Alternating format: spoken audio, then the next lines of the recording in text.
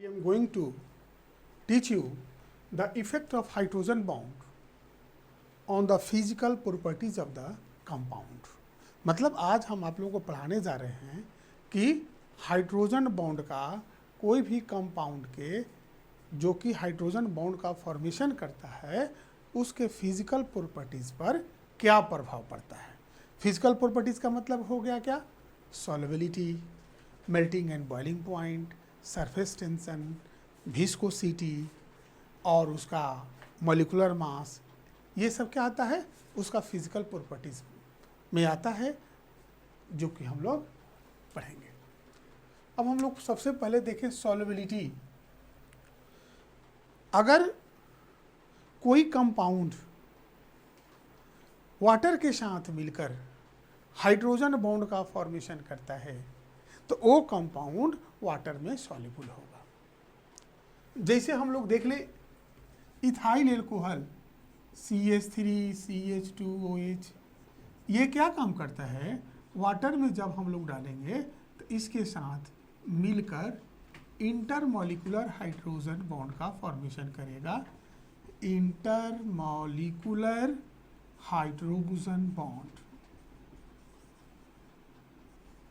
जिसके कारण ethyl alcohol पानी में क्या होता है? सॉल्युबल होता है। इसी तरह से ग्लूकोज, फ्रुक्टोज, शुगर, ये क्या होता है? वाटर के साथ मिलकर इंटरमॉलिक्यूलर हाइड्रोजन बॉन्ड का फॉर्मेशन करता है।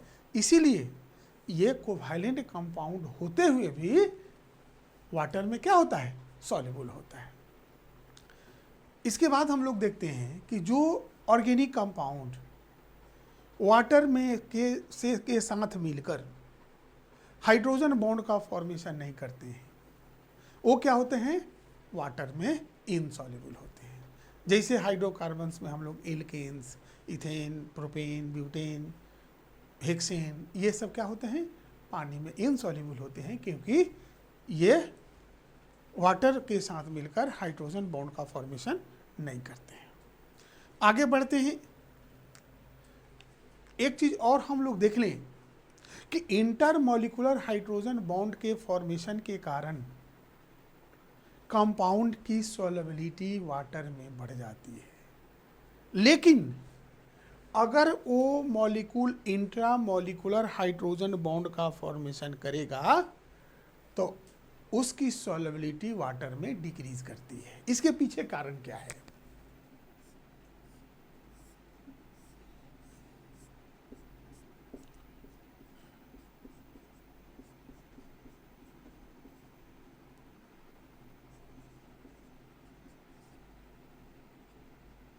यही देख लीजिए, इंट्रामॉलिक्यूलर हाइड्रोजन बॉन्ड।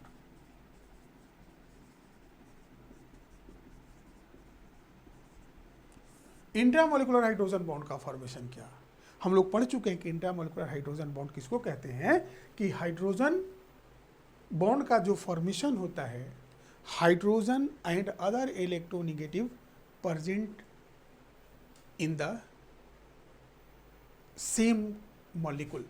मतलब इलेक्ट्रोनेगेटिव आइटम और हाइड्रोजन के बीच जो बॉन्ड का फॉर्मेशन होता है, वो दोनों का प्रेजेंस एक ही मॉलिक्यूल में होनी चाहिए। वही क्या कहलाता है? इंट्रामॉलिक्यूलर हाइड्रोजन बॉन्ड का फॉर्मेशन करता है। अब जब इंट्रामॉलिक्यूलर बॉन्ड का जब ये फॉर्मेशन कर लिया तो हम लोग क्या देखते हैं कि ये एक चिलेटिंग रिंग का फॉर्मेशन करता है, चिलेट का फॉर्मेशन करता है, जिसके कारण ये जो हाइड्रोजन आइटम फ्री नहीं रह पाता है, जिसके कारण ये H2O के साथ मिलकर इंटरमॉलिक्यूलर हाइड्रोजन बॉन्ड का फॉर्मेशन नहीं कर पाता है। और नहीं करने के कारण ये क्या होता है? वाटर में इनसॉल्युबल होता है, या उसकी सॉल्युबिलिटी जो होती है वाटर में डिक्रीज कर जाती है। लेकिन हम लोग देखते हैं कि होना चाहिए और नहीं हो पाता है। इस तरह से हम लोग क्या देखें कि इंटरमॉलिक्यूलर हाइड्रोजन बॉन्ड के फॉर्मेशन के कारण कंपाउंड की सॉल्युबिलिटी वाटर में बढ़ जाती है, और इंट्रामॉलिक्यूलर हाइड्रोजन बॉन्ड के फॉर्मेशन के कारण उसकी सॉल्युबिलिटी क्या हो जाती है? घट जाती है। अब हम लोग सेकेंड में विस्कोसिटी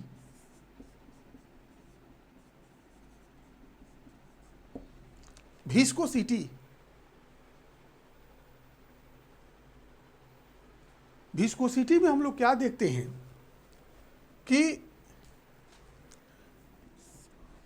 जिस मॉलिक्यूल में इंटरमॉलिक्यूलर हाइड्रोजन बॉन्ड फॉर्मेशन की कैपेसिटी जितना ज़्यादा होती है, वो कंपाउंड या वो ऑर्गेनिक कंपाउंड ये क्या होता है, उतना ही ज़्यादा विस्कस होगा। जैसे हम लोग देखते हैं ये ग्लिसरॉल, आप लोग नाम सुने होंगे, जिसका स्ट्रक्चर होता है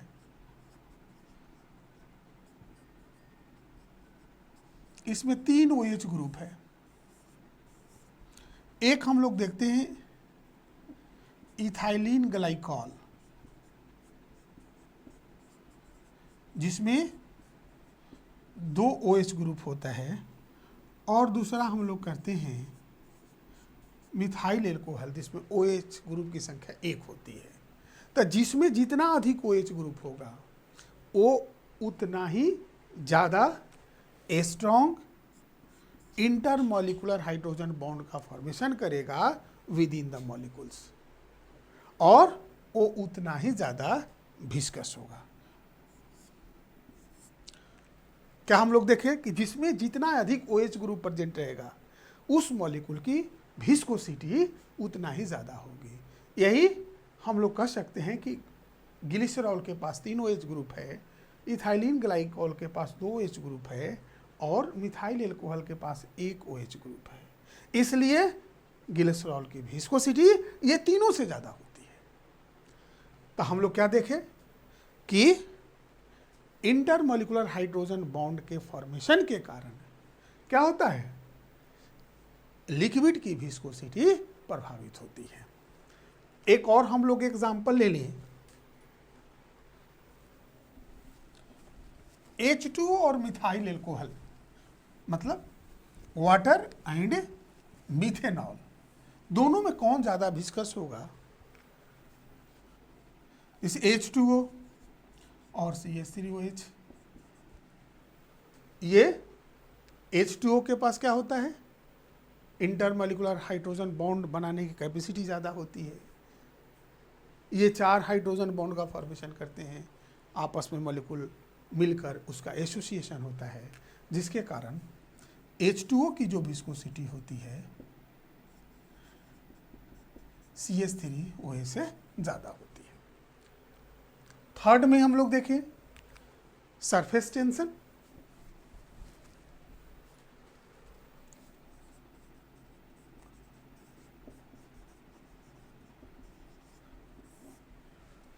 ये जो होता है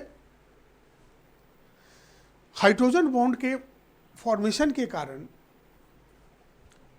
कोई भी मॉलिक्यूल का सरफेस टेंशन बढ़ जाता है। कारण होता है कि वे इंटरमॉलिक्यूलर हाइड्रोजन बॉन्ड का फॉर्मेशन करेंगे, मॉलिक्यूल मॉलिक्यूल के बीच जो डिस्टेंस होगा कम होगा, जिसके कारण उसमें सरफेस टेंशन ज़्यादा होता है। तो इस तरह से हम लोग क्या देखें कि surface tension of the liquid depends on the formation of intermolecular hydrogen bond. अब हम लोग आगे बढ़ें। मेल्टिंग एंड बॉइलिंग पॉइंट पर किस तरह से हाइड्रोजन बॉन्ड का इफेक्ट पड़ता है। फोर्थ में MP एंड BP। हम लोग ये देखते हैं कि इंटरमॉलिक्यूलर हाइड्रोजन बॉन्ड के फॉर्मेशन के कारण मेल्टिंग एंड बॉइलिंग पॉइंट का होता है, कंपाउंड का बढ़ जाता है। जैसे हम लोग पढ़ लिए H2O,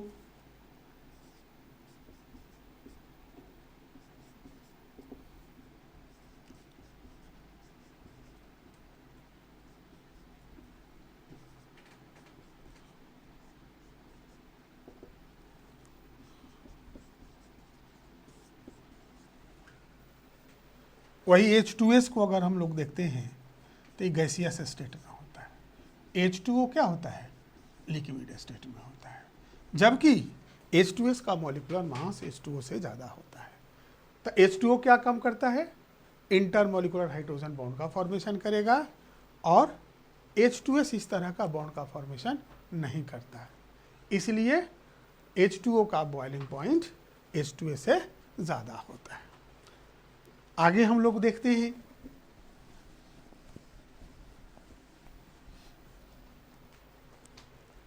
अब देखिए H2O, HF एंड NH3 तीनों में सबसे ज़्यादा बॉइलिंग पॉइंट H2O का होता है, HF का उससे कम, NH3 का सबसे कम। इसके पीछे कारण क्या होता है कि H2O हम लोग देखते हैं कि ये 4 हाइड्रोजन बॉन्ड का फॉर्मेशन करता है सबसे ज़्यादा तीनों में।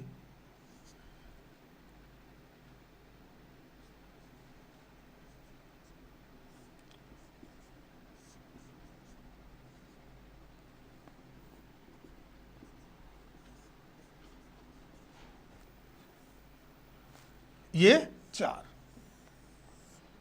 एक मॉलिक्यूल 4 हाइड्रोजन बॉन्ड का फॉर्मेशन करता है, 4 हाइड्रोजन बॉन्ड।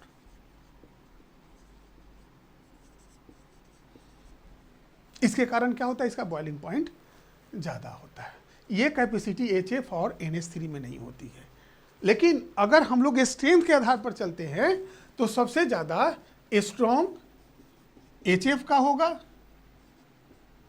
तब H2O का होता है, तब NH3 में होता है स्ट्रेंथ के आधार पर। कारण क्या होता है कि फ्लोरीन ज़्यादा इलेक्ट्रोनेगेटिव है, ऑक्सीजन उससे कम, नाइट्रोजन सबसे कम है।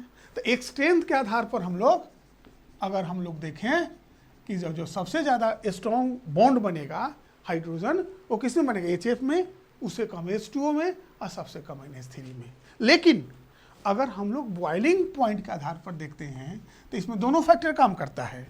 कौन कौन, स्ट्रेंथ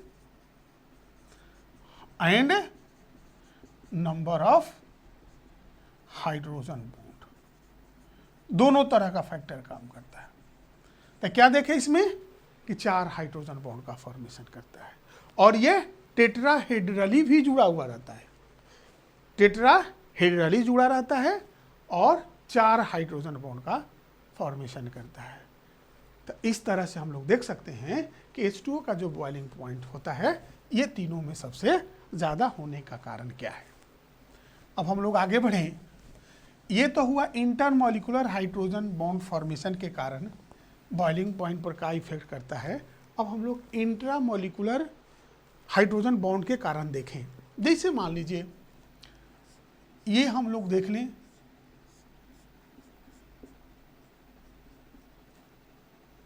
सॉरी OH, ये N, ये देखिए intramolecular, intramolecular H bond, hydrogen bond. दूसरा हम लोग देख लें,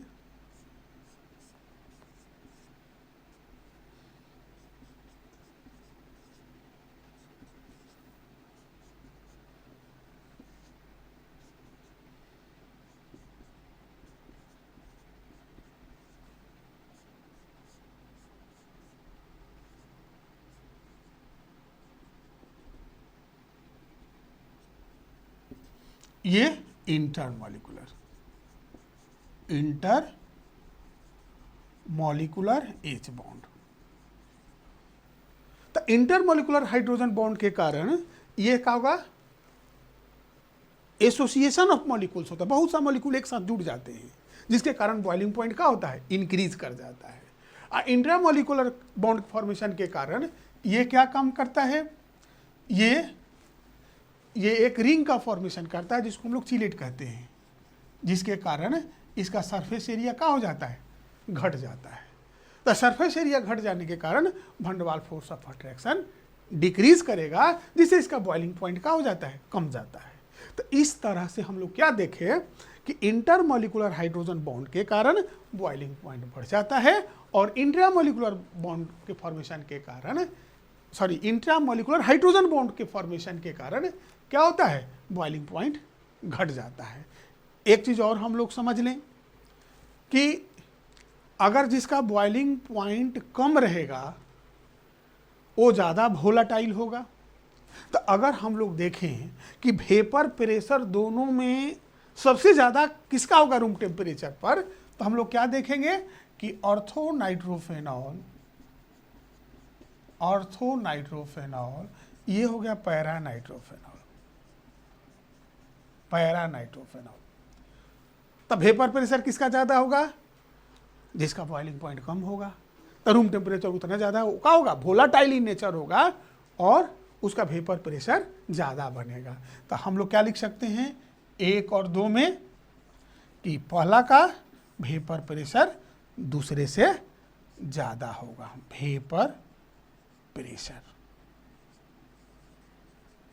ज़्यादा होने के कारण क्या होगा कि इसका बॉइलिंग पॉइंट कम है और इसका बॉइलिंग पॉइंट ज़्यादा है। तो हमेशा एग्जामिनेशन में पूछता है कि क्या कारण है कि ऑर्थोनाइट्रोफेनॉल का वेपर प्रेशर ज़्यादा होता है और पैरानाइट्रोफेनॉल का कम होता है। इसका कारण यही कि इसमें इंट्रा मॉलिक्यूलर हाइड्रोजन का बॉन्ड का फॉर्मेशन हुआ, इसमें इंटर मॉलिक्यूलर हाइड्रोजन बॉन्ड का फॉर्मेशन हुआ। बस अब हम लोग आगे बढ़े। ठीक, ये हाइड्रोजन बॉन्ड के कारण मॉलिक्यूलर वेट पर क्या प्रभाव पड़ता है। जैसे हम लोग अगर मॉलिक्यूलर फार्मूला CH3COOH को देखते हैं तो क्या होगा, C2H4O2। इसी के अनुसार इसका मॉलिक्यूलर वेट होना चाहिए था, लेकिन होता है डबल। डबल होने का कारण क्या होता है, डबल होने का कारण होता है कि ये इंटरमॉलिक्यूलर हाइड्रोजन बॉन्ड का फॉर्मेशन करता है। ये मतलब ये डाइमर के रूप में एग्जिस्ट करता है। तो हम लोग क्या देखें कि एसिटिक एसिड में या इथेनोइक एसिड जिसको हम लोग कहते हैं, इसमें क्या होगा, इंटरमॉलिक्यूलर हाइड्रोजन बॉन्ड के फॉर्मेशन के कारण हम लोग क्या होता है, ये डाइमर के रूप में एग्जिस्ट करता है। इसीलिए इसका मॉलिक्यूलर वेट जो होता है दुगना होता है, जबकि इसका मॉलिक्यूलर फार्मूला CH3COOH होता है। तो इस तरह से हम लोग देखें क्या कि मॉलिक्यूलर वेट पर भी क्या होता है, हाइड्रोजन बॉन्ड का इफेक्ट पड़ता है। तो इसमें एक तरह का और क्वेश्चन पूछता है कि why acetic acid exists in dimer form. तो इसका कारण होता है यही इंटरमॉलिक्यूलर हाइड्रोजन बॉन्ड का फॉर्मेशन होना। अब हम लोग आगे बढ़ें कि फिजिकल स्टेट पर हाइड्रोजन बॉन्ड का क्या इफेक्ट पड़ता है। जैसे हम लोग देखते हैं कि H2O क्या होता है, लिक्विड स्टेट में होता है, और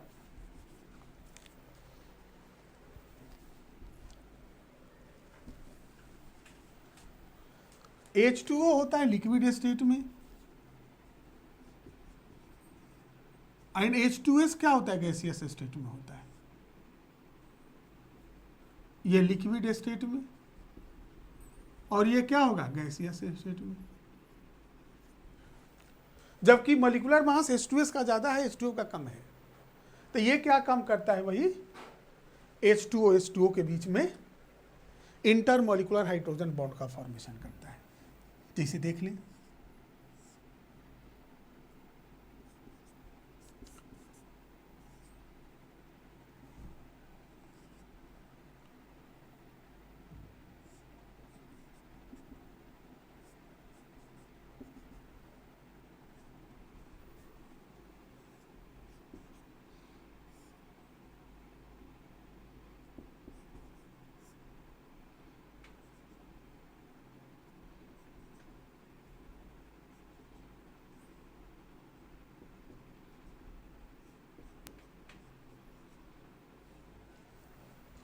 ये इंटरमॉलिक्यूलर हाइड्रोजन बॉन्ड का फॉर्मेशन करता है।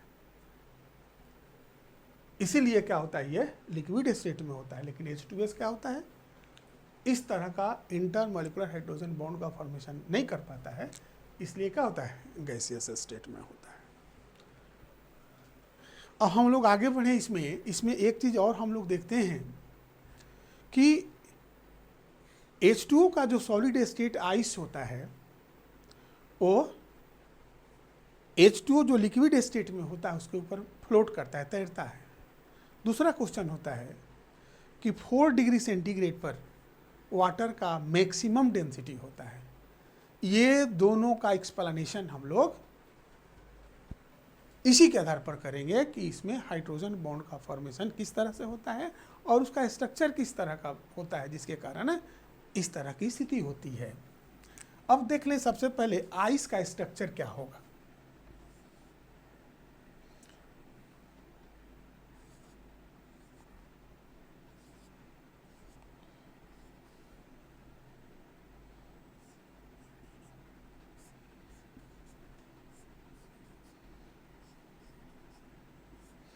स्ट्रक्चर बनाने का तरीका देख लीजिए आप लोग।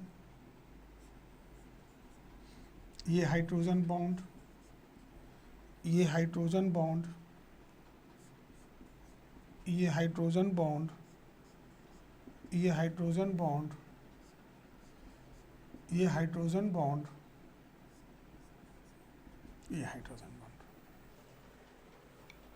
इसका कारण क्या होता है कि ये हनीकम्ब स्ट्रक्चर, हनीकम्ब स्ट्रक्चर, केज लाइक लिख सकते हैं, लाइक हनीकम्ब स्ट्रक्चर।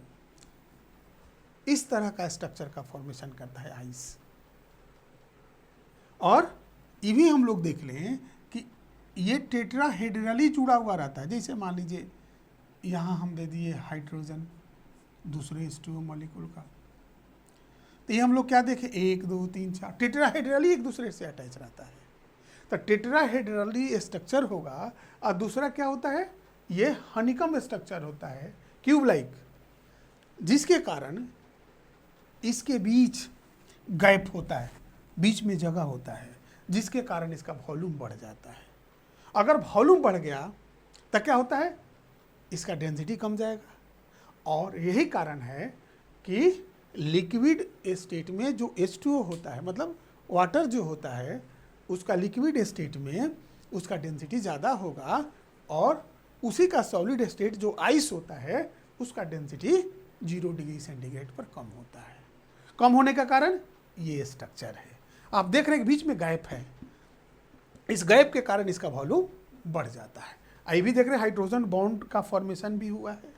और ये कैसा होता है, ये टेट्राहेड्रली जुड़ा हुआ रहता है। यहाँ भी देख सकते हैं 1 2 3 4 टेट्राहेड्रली ये एक दूसरे से जुड़ा हुआ रहता है। यही कारण है कि ये लिक्विड, मतलब H2O जो लिक्विड स्टेट में होता है उसके ऊपर फ्लोट करता है। दूसरा क्वेश्चन होता है कि 4 डिग्री सेंटीग्रेड पर वाटर का मैक्सिमम डेंसिटी होता है। ऐसा क्यों होता है? इसलिए कि 0 डिग्री सेंटीग्रेड पर हम लोग जो बर्फ़ बनता है उसका स्ट्रक्चर इस तरह का है। जब हम लोग 0 डिग्री सेंटीग्रेड से 4 डिग्री सेंटीग्रेड तक हम लोग गर्म करते चले जाते हैं तो ये स्ट्रक्चर टूटेगा और एक मॉलिक्यूल दूसरे मॉलिक्यूल के नज़दीक आएगा और ये गैप क्या हो जाता है, भर जाता है, खत्म हो जाता है और इसके जगह पर H2O मॉलिक्यूल्स आ जाते हैं, जिसके कारण 4 डिग्री सेंटीग्रेड पर इसका डेंसिटी मैक्सिमम होता है। तो हम लोग 2 क्वेश्चन पढ़ लिए। क्या कारण है कि आइस जो होता है वाटर के ऊपर लिक्विड स्टेट में जो होता है उसके ऊपर तैरता है, उसका कारण इसका इस तरह का स्ट्रक्चर है। दूसरा 4 डिग्री सेंटीग्रेड पर वाटर का मैक्सिमम डेंसिटी होता है, उसका कारण भी हम लोग समझ लिए। तो ये सारा कारण क्या होता है, हाइड्रोजन बॉन्ड का फॉर्मेशन ही होता है।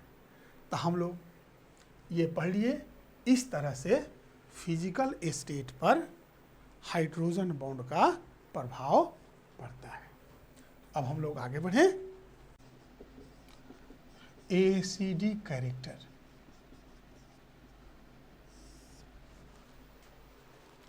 हाइड्रोजन बॉन्ड फॉर्मेशन के कारण किस तरह से एसिडिक बिहेवियर में डिफरेंसेज आता है उसको हम लोग देख लें। जैसे मान लीजिए यही हो गया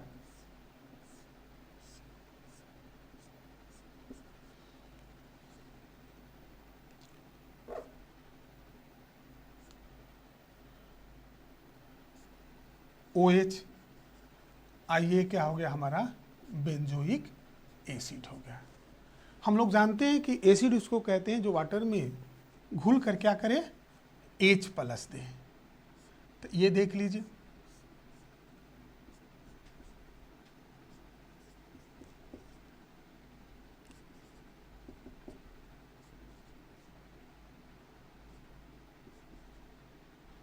H प्लस दे दिया। अब ये O पर जो निगेटिव चार्ज है हाइड्रोजन के साथ मिलकर इंट्रामोलिकुलर हाइड्रोजन बॉन्ड का फॉर्मेशन करेगा। किस तरह का बॉन्ड?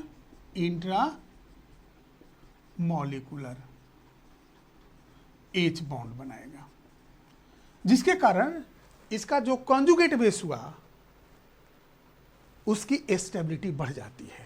तो स्टेबिलिटी बढ़ने के कारण H प्लस के प्रति इसका अट्रैक्शन क्या हो जाएगा, कम जाएगा। क्या होगा, कम जाएगा। इसीलिए हम लोग कहते हैं कि अगर बेंजोइक एसिड है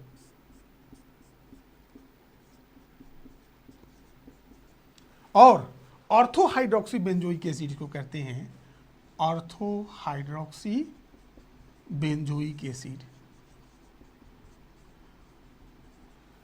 दोनों में कौन ज्यादा एसिडिक होगा? ऑर्थोहाइड्रोक्सी benzoic acid is more acidic then, इसको 1 अगर देते हैं, इसको 2 देते हैं, तो 1 इज मोर एसिडिक देन 2। कारण क्या होता है कि ये जब H प्लस दे देगा तो जो निगेटिव चार्ज आएगा वो इंट्रामोलिकुलर हाइड्रोजन बॉन्ड के फॉर्मेशन के कारण वो ज़्यादा स्टेबल हो जाएगा और H प्लस के प्रति रिलेक्टेंट शो करेगा, जिसके कारण ये क्या होगा, ये ज़्यादा एसिडिक होगा और ये कम होगा। इसी तरह से अगर 2 OH ग्रुप यहाँ ऐड हो जाएगा तो और ज़्यादा स्टेबिलिटी बढ़ जाएगी इसका कंजुगेट जो बेस होगा उसकी स्टेबिलिटी और ज़्यादा बढ़ जाएगी, जिसके कारण उसका जो एसिडिक स्ट्रेंथ होगा और ज़्यादा हो जाएगा। देख सकते हैं, ये हो गया इस तरह से।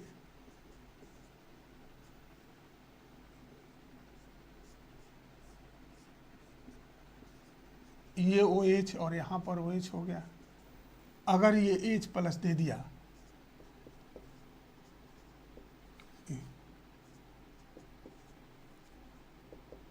H plus,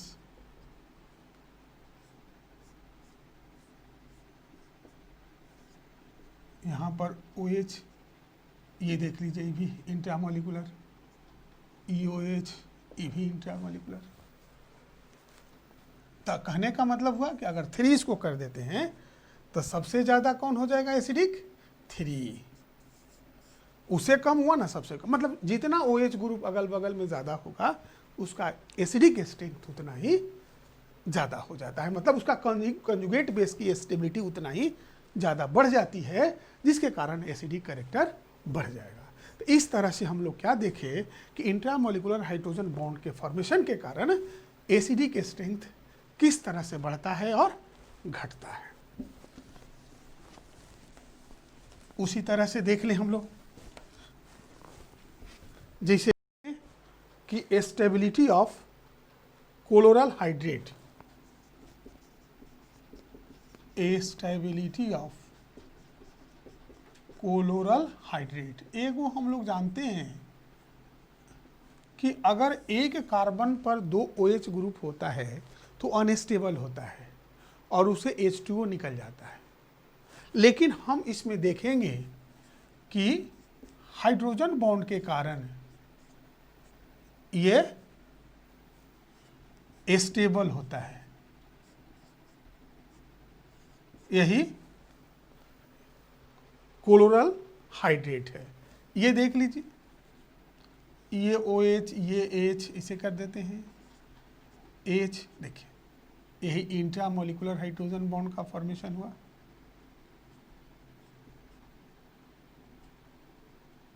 intramolecular hydrogen bond का फॉर्मेशन हुआ। तो एक कार्बन पर 2 OH ग्रुप है, फिर भी क्या होता है, ये स्टेबल होता है due to the intramolecular hydrogen bond.